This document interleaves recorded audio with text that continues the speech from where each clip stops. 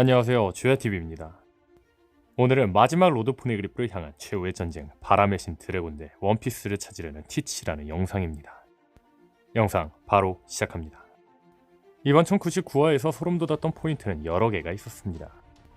다만 개인적으로 가장 소름 돋았던 포인트를 두 개 뽑고 싶은데, 첫 번째는 1099화에서 등장한 드래곤의 배 윈드그랑마입니다. 물론 혁명군의 배는 여러 번 등장했기 때문에 혹자들은 왜 이걸 소름 돋는 포인트로 뽑았냐 생각하실 겁니다.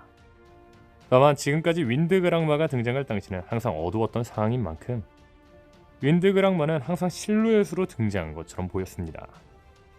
그런데 이번 1099화에서 밝은 날씨 속 윈드그랑마가 제대로 등장했죠. 그렇다면 여기서 주목할 건 이 배의 특징입니다. 혁명군의 배 윈드그랑마에게는 아주 큰 특징이 하나 있습니다. 바로 새까만 배라는 거죠. 즉, 지금까지 윈드그랑마가 등장할 당시 까만 이유는 진짜 까만 배였다는 겁니다. 그런데 새까만 배 하니 생각나는 떡밥 없나요? 그렇죠, 불의 상처가 있는 남자입니다. 불의 상처를 가진 남자에게는 특징이 있는데, 그 특징은 바로 어인섬에 있던 마지막 로드 포네그리프를 가지고 있으며 새까만 배를 타고 접근하면 거대한 소용돌이로 적의 배를 삼켜버린다는 겁니다. 사실 소용돌이를 만들어낼 수 있는 능력자라 생각하다면 바람 관련 능력자로 추정되는 드래곤밖에 없었습니다. 또한 오다스는 로드 투 라프테일이라는 설정집에서 어인섬에 있던 마지막 로드 포네그리프가 엘바프, 비라, 하치노스 셋 중 하나에 있을 거라고 하였는데, 비라는 혁명군이 혁명을 일으켰던 장소였던 만큼 어인섬에 있던 마지막 로드 포네그리프를 드래곤이 가지고 있다는 건 충분히 가능성 있는 이야기였죠. 다만 드래곤에게 이런 떡밥이 있어도 검은 배를 탄다는 설정과 불의 상처를 가진 남자라는 특징이 걸렸었습니다.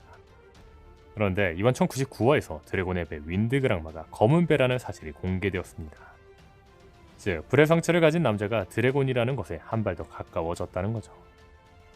물론 여기서 걸리는 건 드래곤에게 불의 상처가 있냐는 겁니다. 저는 검은 쇠매 적단과 쿠잔이 불의 상처에 대해 이야기할 당시 쿠잔이 아카이누에게 당한 상처를 보여주며 나인가라고 말했다는 점을 주목하며 불의 상처가 아카이누에 의해 만들어질 수 있다는 떡밥이라 생각했습니다.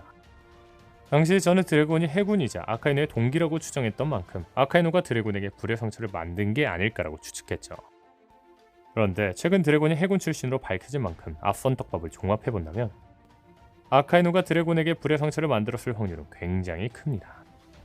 분명한 건 일부 해군 3대장의 과거가 공개되고 있으며 일부 해군 3대장은 몽키 가문들과 각각 붙었습니다. 떡밥상 드래곤과 아카이누의 대결은 나올 것이며 이들의 과거 역시 나올 확률이 크겠죠. 과거는 불의 상처로 나오지 않을까요? 그런데 만약 제 가설대로 드래곤이 불의 상처를 가진 남자이며 마지막 로드 포네그리프를 가지고 있다면 생각해볼 게 여러 가지 있습니다. 첫 번째는 드래곤은 어인섬에 있던 마지막 로드 포네그리프를 숨기고 있는 걸까입니다. 물론 드래곤이 로드 포네그리프가 중요한 사실이라는 걸 알았기 때문이겠죠.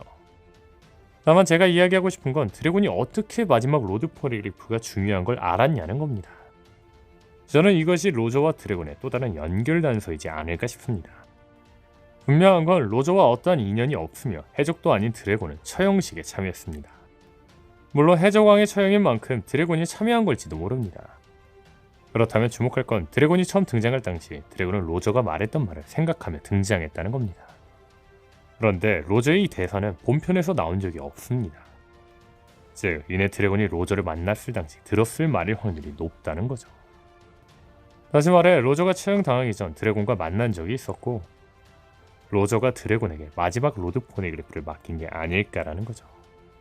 로저는 처형당하기 전 데비보 원피스를 두고 왔다며 대해적 시대를 만들었습니다. 아마 이는 20년 후 대전쟁이 일어날 걸 알았고 이를 위해 대해적 시대를 만든 걸로 보이죠.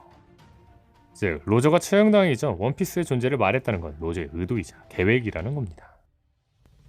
다시 말해 로저가 드래곤에게 마지막 로드 포네그리프를 맡긴다는 사실은 이상한 일이 아니라는 거죠. 현재 드래곤이 얼굴에 한 문신은 드래곤이 오하라에 등장할 당시에 허벅지에 메고 있던 천의 문양인데, 이 문양도 로저가 준 게 아닐까 싶네요. 다시 들어와 앞서 말한 것처럼 드래곤이 불의 상처를 가진 남자로 마지막 로드 포네그리프의 소유자라면 생각해볼 게 하나 더 있습니다. 그건 바로 티치가 원피스를 찾기 위해 로드 포네그리프를 노리고 있다는 겁니다. 실례로 티치는 로드 포네그리프를 갖고 있는 루피 키드 로우가 올 장소를 미리 예측해 대기하고 있었습니다. 그리고 실제로 로우를 쓰러뜨리며 로우가 가지고 있던 모든 로드 포네그리프를 뺏었죠. 심지어 티치는 각성하면 로드 포네그리프를 읽을 수 있는 푸딩까지 납치를 했습니다. 즉, 티치는 모든 로드 포네그리프를 모아 라프텔로 향할 거라는 거죠. 그런데 현재 어인섬에 있던 마지막 로드 포네그리프는 불의 상처를 가진 남자가 가지고 있습니다. 그리고 불의 상처를 가진 남자는 몽키디 드래곤으로 추정되죠. 즉, 마지막 로드 포네그리프를 두고 드래곤과 티치가 맞붙을 수 있다는 겁니다. 다만 여기서 걸리는 건 현재 티치는 샹크스와도 대결을 펼칠 것으로 예상되고 추후 당연히 루피와도 대결을 펼칠 것으로 예상을 하고 있습니다. 그런데 티치가 드래곤하고까지 싸우기에는 티치의 몸이 3개로 나눠지지 않는 이상 불가능하겠죠. 과연 제 가설대로 드래곤이 마지막 로드 포네그리프를 가졌다면 오다쌤이 드래곤과 티치의 대결을 본격적으로 그려낼지 혹은 티치가 몰래 로드 포네그리프를 가져가려는 장면만 그릴지는 지켜봐야 할 것 같네요. 앞서 말한 것처럼 1099화에서 소름 돋았던 포인트는 여러 개가 있었지만 개인적으로 가장 소름 돋았던 포인트를 2개 뽑았다고 했습니다. 검은 배를 이어 제가 뽑은 소름 돋는 포인트 2번째는 드래곤의 대사입니다. 쿠마는 드래곤에게 베가펑크에 대한 이야기를 듣고 말합니다. 만약 보니 병이 나으면 다시 같이 싸우고 싶어. 이에 드래곤은 말하죠. 운명의 바람이 향하는 대로다 버시여. 드래곤의 이 대사는 오다스미 드래곤이 바람 관련 능력이라는 걸 알려준 장면이었다고 볼 수 있습니다. 이게 무슨 말이냐면 지금까지 오다스는 혁명군의 사상과 능력을 일치시키는 대사를 써왔습니다. 그 실예가 쿠마와 사보입니다. 1083화 당시 사보는 레벨리에 있었던 일에 대해 드래곤과 이반코프에 대해 이야기하며 말합니다. 코브라 왕에게 미안하지만 혁명의 화염이 그걸로 타오르기 시작한다면. 그리고 1096화 당시 이반코프는 사람들을 구한 쿠마에게 말하죠. 그 손은 사람에게 자유를 준 해방의 손이라고. 오다쌤은 분명하게 이들의 능력과 사상을 일치시킨 것처럼 표현을 하고 있습니다. 그런데 이번 1099화에서 드래곤은 말했습니다. 운명의 바람이 향하는 대로다 버시여. 오다쌤은 이번 대사를 통해 드래곤은 바람 능력자라는 걸 확실하게 표현했다는 거죠. 분명한 건 오다스는 드래곤과 바람을 계속해서 연관지었고 바람 관련 능력을 가진 것처럼 표현했습니다.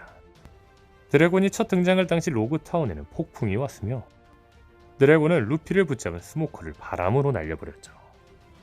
또한 루피의 어린 시절 그레이 터미널에서 화재가 발생한 날 강풍과 함께 폭발이 일어났는데 불길을 해치고 드래곤이 등장한 걸로 보아 강풍은 드래곤이 만들어낸 걸로 보였죠. 게다가 드래곤이 사부를 구해준 당시 드래곤 주위에 바람 묘사가 나오기도 했습니다. 더 나아가 드래곤이 있는 곳이나 나타난 곳에는 바람이 불고 있는 묘사가 나오기도 하죠. 이러한 부분만 생각해본다면 드래곤의 능력은 자연계 바람 열매라 할 수 있을 겁니다. 그렇다면 여기서 주목할 건 드래곤의 모티브입니다. 저는 22년 10월 18일 영상에서 드래곤의 모티브를 바람의 신 바유라고 이야기를 하였습니다. 간략하게 이야기하자면 1048화 속 루피는 카이도에게 최후의 공격 바주랑건을 날렸는데 여기서 주목할 건 루피가 날린 최후의 기술 바주랑건에서 바주랑은 하누만이라는 인도신의 이명이라는 겁니다. 근데 재미있는 건 인도의 신 하누만의 특징이 루피와 매우 비슷하다는 겁니다. 하누만은 원숭이 종조로 생김새는 원숭이라고 합니다. 원숭이를 뜻하는 몽키가 성인 몽키디 루피와 매우 연관 있는 특징이죠. 게다가 하누만은 인도에서 태양의 신으로 추정된다고 합니다. 현재 루피의 최종 각성이 사람 열매 모델 태양의 신인 만큼 바주랑이 태양의 신이라는 건 충분히 의미가 있죠. 또한 몸의 형태를 마음대로 바꿀 수 있는 루피처럼 하누만도 몸의 크기나 형태를 마음대로 바꿀 수 있다고 합니다. 이처럼 루피의 모티브는 누가 봐도 인도의 신 하누만인 걸로 추정됩니다. 그런데 여기서 주목할 건 루피의 모티브 중 하나인 하누만의 아버지 바유는 바람의 신이라는 겁니다. 즉 오다쌤은 바유, 하누만을 통해 루피, 드래곤 부자관계를 만든 게 아니냐는 거죠. 정리하자면 드래곤의 능력 모티브는 바람 그 자체보다 바람의 신일 확률이 높다는 겁니다. 그렇다면 여기서 주목할 건 혁명군의 졸리 로저입니다. 저는 11월 3일에 만든 영상을 통해 이전의 드래곤의 능력이 동물계 모델 케찰코 아틀이라고 주장하고 있습니다. 간략하게 이야기하자면 졸리 로저, 즉 상징 문양은 대표의 정체성을 상징하는데 혁명군의 첫 배의 졸리 로저를 보면 날개 달린 괴수처럼 보입니다. 날개가 달린 괴수 혹은 새 같은 모양으로 보아 이 졸리 로저는 드래곤의 능력을 상징한 걸로 보였다는 거죠. 그런데 이후 새롭게 만들어진 혁명군의 졸리 로저와 첫 졸리 로저를 연관시켜 본다면 현재 졸리 로저는 용의 얼굴에 날개가 달린 걸로 보인다는 겁니다. 그렇다면 용의 얼굴에 날개가 있는 이 동물은 무엇일까요?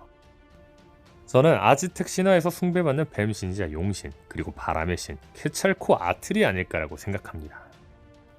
제가 이 생각을 한 첫 번째 이유는 졸리로즈 속 괴수가 세라기보다 뱀의 날개를 단 것 같은 그림 같았기 때문입니다. 케찰코아틀의 뜻은 깃털 달린 뱀입니다. 대중매체에선 주로 날개 달린 뱀의 형상으로 나오기도 하죠. 또한 제가 3대 자연재해와 해군 사왕 혁명군을 비교하자 사람들은 드래곤이 동물계일 거라는 댓글이 많았습니다. 그 이유는 아카이누는 자연계, 흰수염은 초인계인 만큼 균형에 맞게 드래곤은 동물계일 수 있다는 거였습니다. 종합해본다면 드래곤의 능력은 뱀뱀 열매, 모델 환수종, 바람의 신, 케찰코아틀일 확률이 높다는 거죠. 오늘 영상은 여기까지입니다. 시청해주셔서 감사합니다.